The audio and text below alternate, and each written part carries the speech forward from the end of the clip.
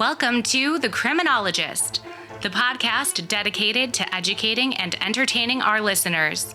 We bring you subject matter experts from around the world and share the latest and greatest evidence-based practices and interventions to help individuals desist from a life of crime and delinquency. Now, please welcome the host of The Criminologist, Joseph Arvidson. Hello, and welcome to episode 213 of the Criminologist podcast. Happy to have you all with us today. This episode is going to be a bit different. There's no guest joining me this time, and that's by design. Today, it's just you, me, and a topic that I've been reflecting on deeply. While I often bring in some of the best and brightest in the fields of criminology, corrections, and criminal justice, I think it's equally important to take a step back and sometimes explore the ideas and insights that have shaped my own journey in this space. We are going to dive into some areas that I am passionate about. Ideas that have been brewing in my mind for quite some time, and now I finally have the opportunity to share them with you directly. This solo episode allows me to pull from my own experiences, thoughts, and expertise, and I'm really excited to take you along on this journey. We'll explore not just the theory, but also the practical implications, the real-world applications of these concepts, and perhaps even challenge some of the prevailing narratives that exist within our field. I promise, it's going to be a rich and insightful discussion, and I'm eager to hear thoughts on it afterward. So, whether you are a regular listener or this is your first time tuning in, thank you for joining me today. Let's dive deep, get reflective, and make this a conversation that resonates far beyond just today's episode. Now, diving into a topic that's been on my mind quite a bit lately, that of reflection. You know, in our field of criminal justice, human services, we're constantly moving forward, often at a breakneck pace. We are implementing new strategies, responding to crises, and doing our best to adapt to the ever-changing landscape. But in all that forward momentum, how often do we take a moment to look back, to really reflect on where we've been and what we've learned, and how those lessons can shape our future? Reflection isn't just about looking back, though. It's about making sense of our experiences, understanding our growth, and using those insights to improve our practice. Whether you're a probation officer, a correctional counselor, or a policymaker, the ability to reflect on your work is crucial. It's through reflection that we identify what works, what doesn't, and where we can make meaningful changes. In criminal justice, this means reflecting on a challenging case, analyzing the effectiveness of an intervention, or even considering the broader impact of our work on society. Reflection helps us grow as professionals because it forces us to confront our successes and our mistakes. It allows us to adapt, to become more responsive to the needs of the people we serve, and ultimately to be better at what we do. And that's where continuous learning comes in.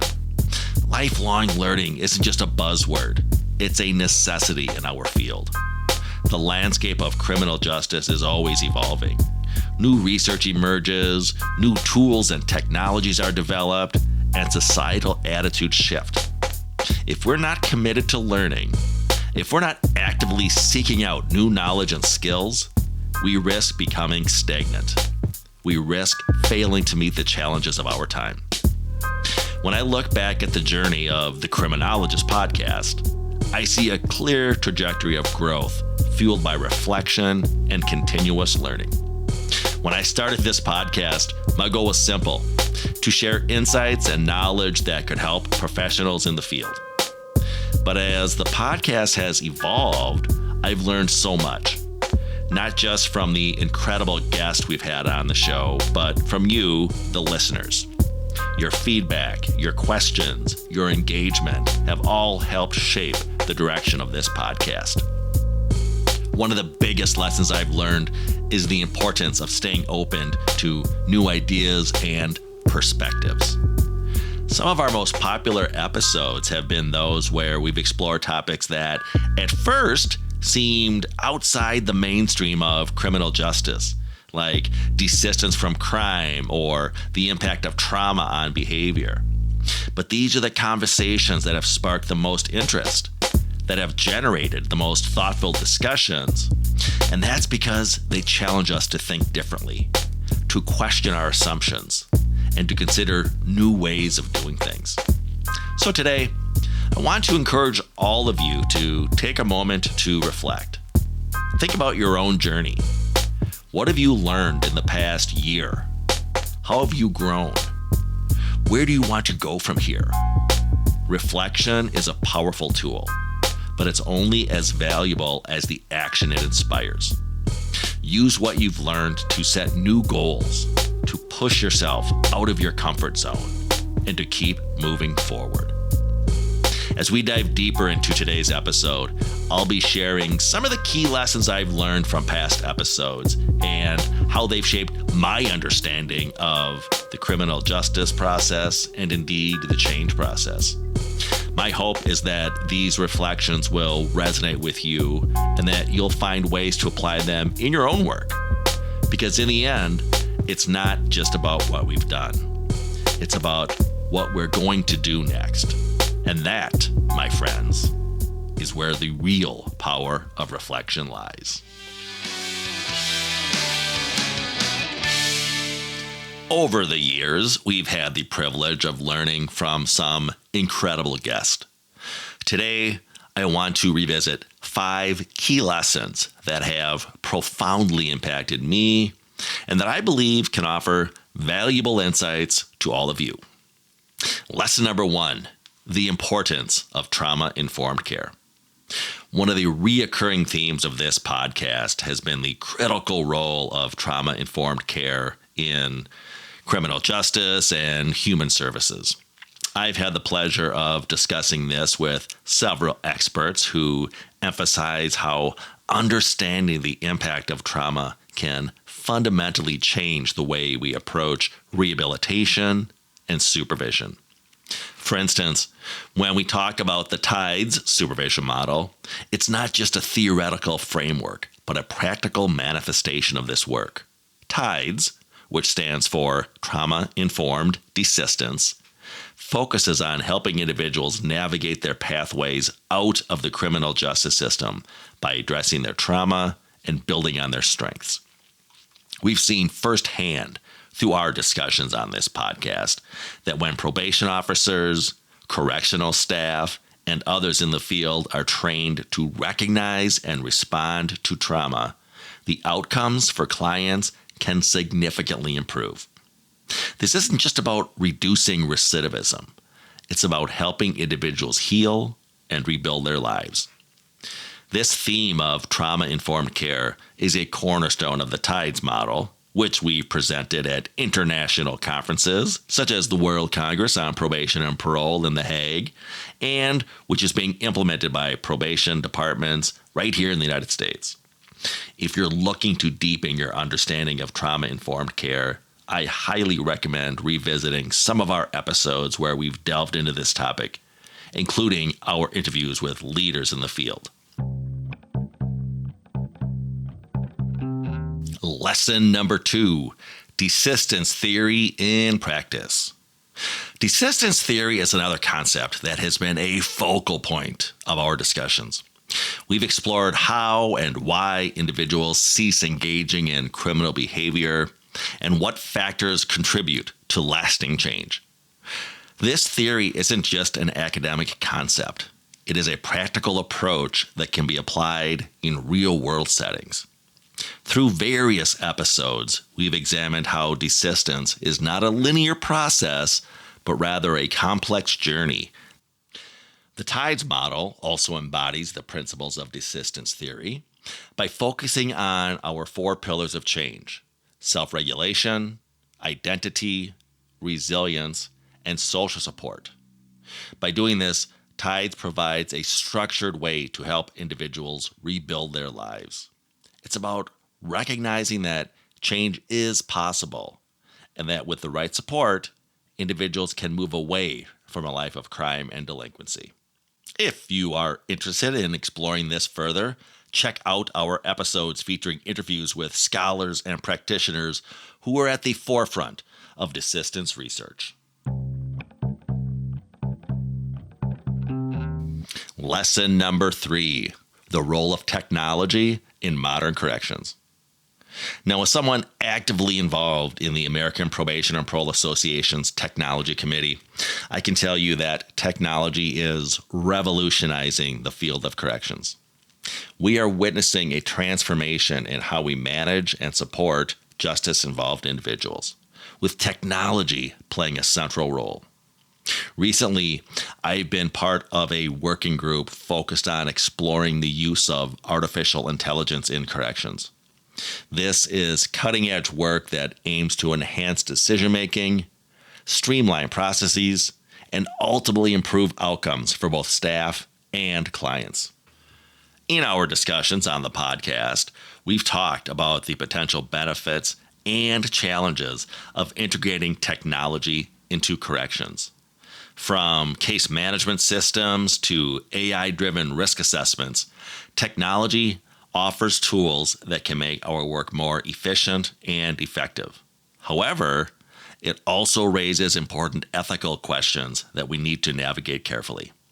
If you are planning to attend the APPA Training Institute in Las Vegas this January of 2025, I encourage you to stay tuned for updates on our work in this area. This is just the beginning, and I'm excited to see where these technologies take us in the future.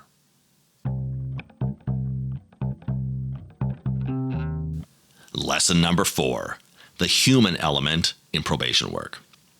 While technology and theory are important, it's crucial not to lose sight of the human element in probation work. Many of our guests have shared stories that underscore the importance of empathy, connection, and building trust with clients. Probation officers are often the bridge between an individual's past and their potential future.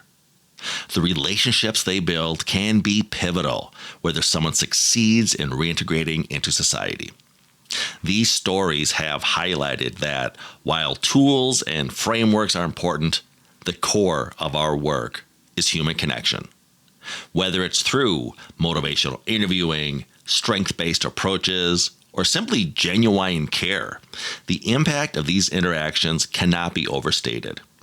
If you've missed some of these powerful discussions, I suggest revisiting episodes where we focused on the human side of probation and parole work. Lesson 5, resilience in the face of adversity.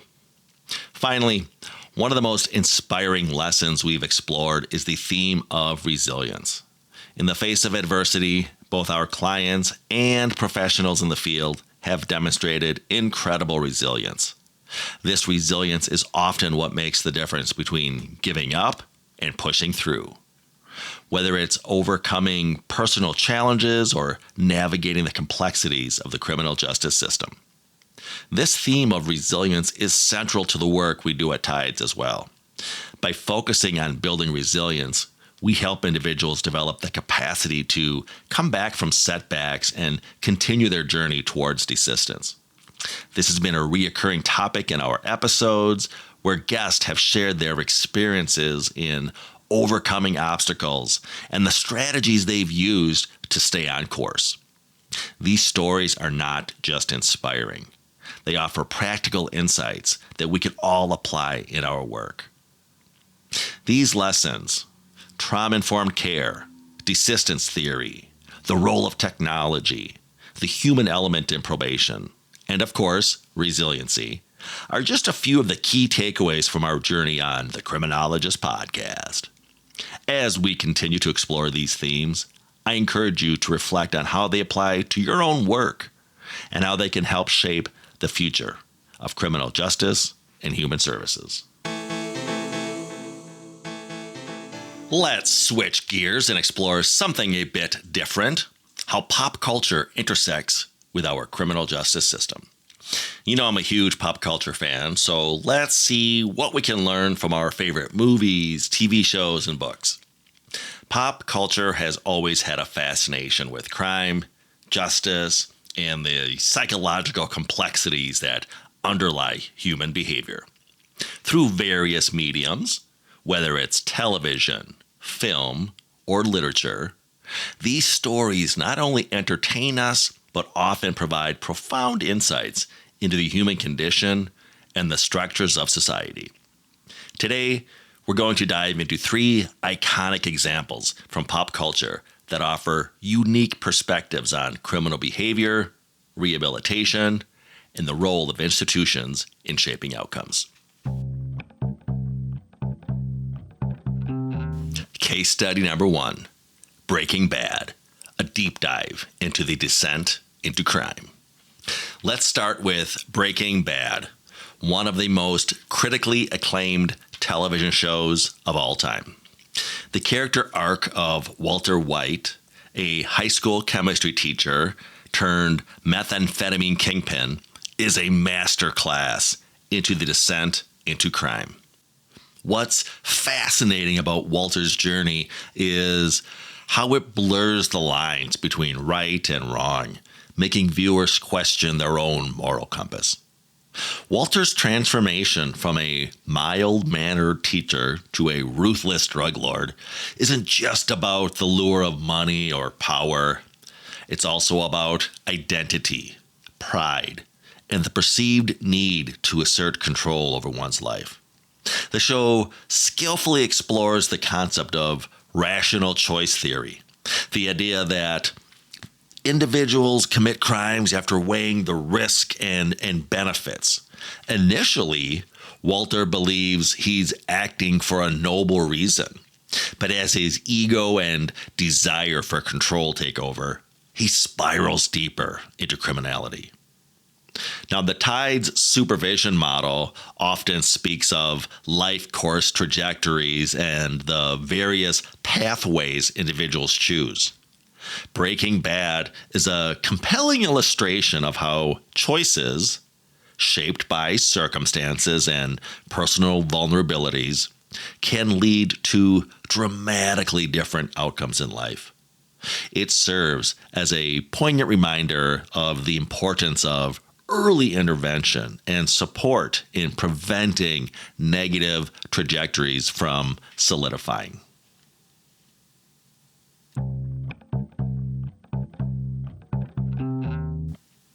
Case study number 2, The Shawshank Redemption: Hope, Desistance, and Institutionalization. Okay, next, let's talk about The Shawshank Redemption, a film that has become synonymous with the themes of hope and resilience. The story follows Andy Dufresne, a banker wrongfully convicted of murder, as he navigates the brutal realities of prison life. One of the film's most powerful messages is the role of hope in the face of seemingly insurmountable odds. Andy's ability to maintain hope, despite years of hardship, is what ultimately sets him free. Not just physically, but emotionally and spiritually. This aligns closely with the concept of desistance from crime, where the focus is on helping individuals build a future-oriented identity that's incompatible with crime. Another key theme in the film is institutionalization, exemplified by the character of Brooks Hatlin, who, after spending decades in prison, finds it impossible to adapt to life on the outside. This highlights the importance of providing support systems for individuals transitioning out of incarceration, an area that the TIDES supervision model is deeply invested in. By focusing on resilience, social support, and identity transformation, TIDES aims to prevent the kind of tragic outcomes we see in characters like Brooks. For those working in the field of corrections, the Shawshank Redemption serves as a powerful reminder of the human capacity for resilience and the critical role that hope plays in rehabilitation.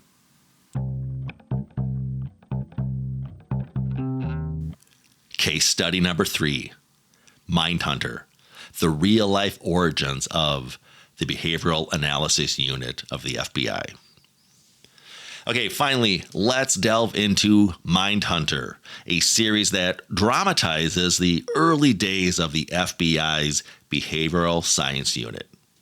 The show focuses on how FBI agents began interviewing serial killers in the late 1970s to understand their motives, leading to the development of criminal profiling as we know it today. What's particularly interesting about Mindhunter is how it portrays the tension between traditional law enforcement methods and the emerging field of criminal psychology. The show's protagonists, based on real FBI agents John E. Douglas and Robert K. Ressler, pushed the boundaries of what was then considered acceptable police work. By diving deep into the minds of some of history's most notorious criminals, they begin to uncover patterns of behavior that can help predict and prevent future crimes. In the Criminologist podcast, we often explore similar themes with Dr. Jared Brown, particularly in our series on profiling infamous serial killers.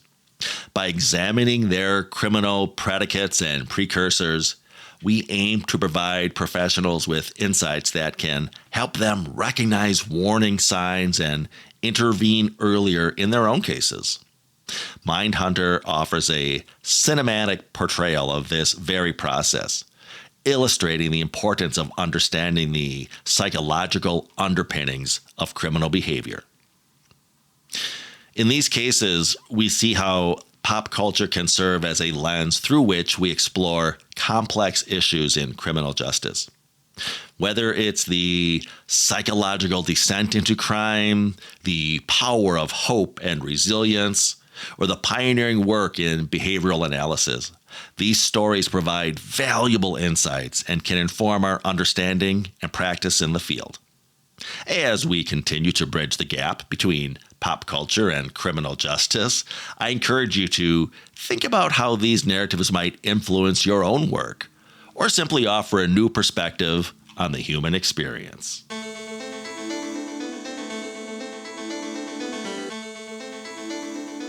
Next up, I'd like to delve into a couple of segments that showcase our belief in multimodal learning, a concept that's essential in the world of evidence-based practices.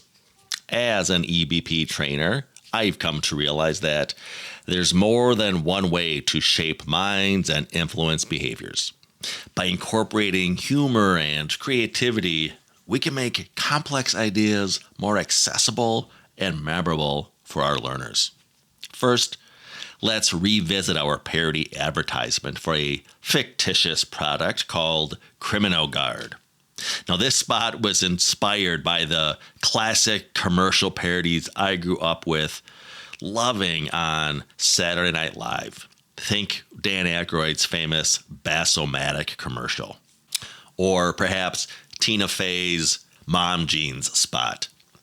Now, we designed CriminoGuard to humorlessly tackle the serious issue of criminogenic needs, those pesky risk factors that can steer our clients off course. What makes this especially gratifying is that Dr. James Bonta, a legend in the field, reached out to us after hearing it and gave it his seal of approval. When you get a thumbs up from the mind behind the risk-need responsivity model, you know you're into something special. Following that, we will replay another favorite, Criminogenic Factors, the Knowledge Elevator Rap. This segment was inspired by my love for the catchy educational tunes of Schoolhouse Rock, like I'm Just a Bill, which made learning fun and engaging for a whole generation. Our rap takes a similar approach, wrapping important concepts about criminogenic factors into a format that's both entertaining and educational. It's a playful way to reinforce key ideas, making sure they stick with you long after the episode ends.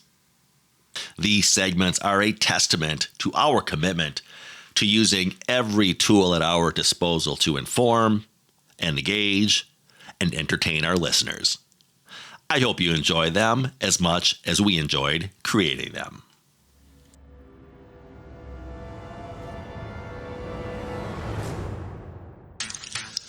Tired of those pesky risk factors? Fed up with those nagging periods of reoffending? Just can't seem to keep on the straight and narrow? Then try Criminogard. Criminogard is our patented repellent against criminogenic need. Criminogard is effective against the risk factors of delinquent past, dysfunctional family relationships, substance misuse, lack of pro-social leisure activities, deficits around education and employment, negative peers, pro-criminal attitude, and a history of antisocial personality pattern. Simply apply Criminogard at the onset of delinquent behavior or when actuarial risk assessment warrants application. Criminogard works by attacking criminogenic need at the source while buffering against future risk. Inspired by general personality and cognitive social learning theory, Criminogard identifies criminogenic need at its source. Then our top secret byproducts mimic prosocial modeling to elicit the onset of prosocial behavior. Once the cost for antisocial behavior outweighs the rewards, users begin seeing reductions in criminal deeds. Criminogard is available in regular, mint, or jasmine scent. Find Criminogard at all quality vendors, shops, and strip malls. Criminogard is not a substitute for proven evidence-based practices. Criminogard may cause mild discomfort or skin rash. In case of continued maladaptive behavior, users should subject themselves to proven core correctional practices. Criminogard has failed to result in significant effect sizes in recidivism reduction. Buyer beware, not sold in Canada.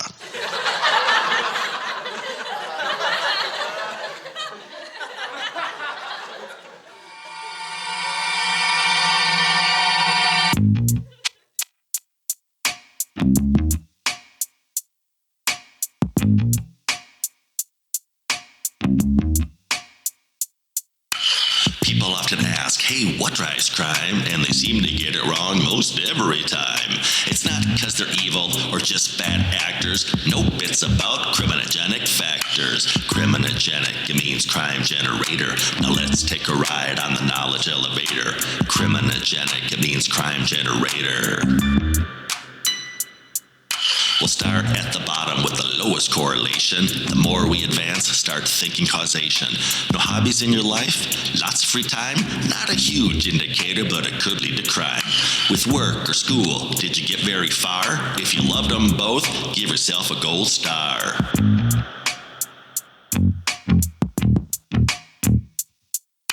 Marriage and family, are they riddled with strife? Are those indicators? You bet your life. Alcohol and drugs, misuse and abuse. There's a link to crime if you really let loose. Criminogenic means crime generator. Rely on the science, don't be a spectator. Criminogenic means crime generator. We're getting closer to the leading indicator. A delinquent background, even though it's in the past, it's fairly predictive once the die's been cast. A stronger correlation, let's give peers a turn. Think model behavior, that's how we learn. Just two more left, and they're both about thinking. Positive or negative, which Kool-Aid you drinking? Personality pattern, your orientation are the biggest drivers of crime causation.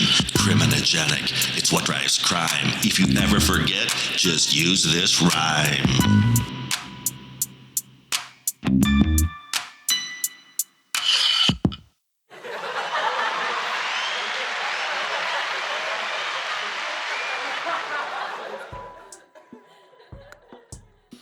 As we bring today's episode to a close, I want to leave you with a thought that ties everything together. Reflection isn't about just looking back.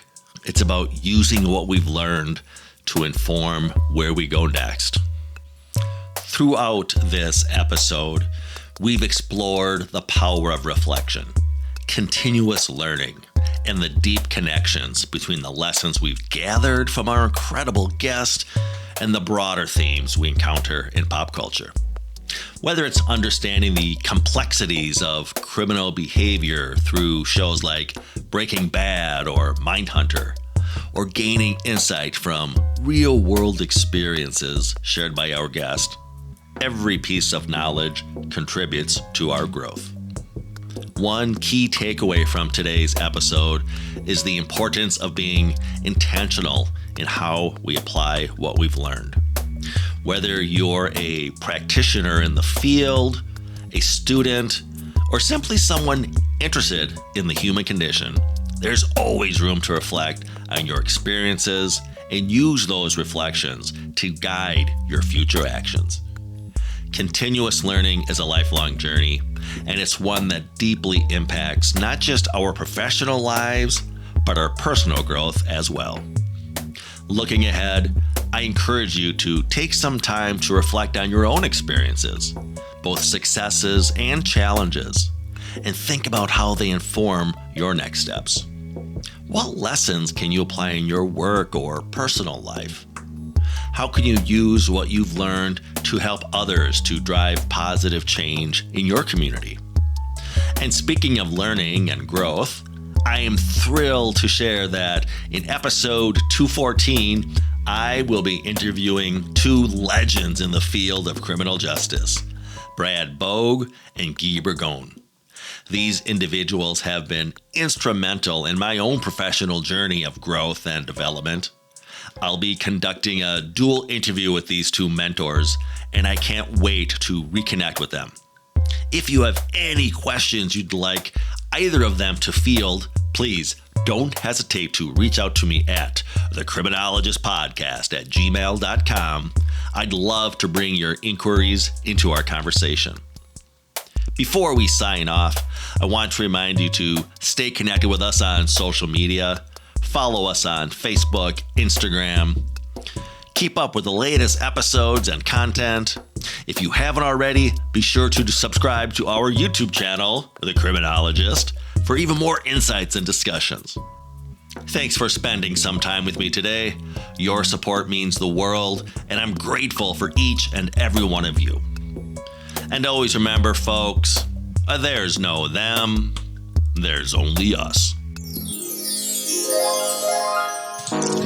Imagine you are at a correctional and/or criminology and/or implementation science conference, and you score a seat at the head table reserved for all the keynote speakers. How awesome would it be to listen in on the conversations of folks like Shad Bernuna, Fergus McNeil, Sarah Lewis, Jane Mulcahy, Glenn Tapia, Guy Bourgon, Cam Stevens, James Bonta, and so many more? Well, no need to dream about that anymore. I brought all of those thought leaders together for you on my own YouTube channel, The Criminologist.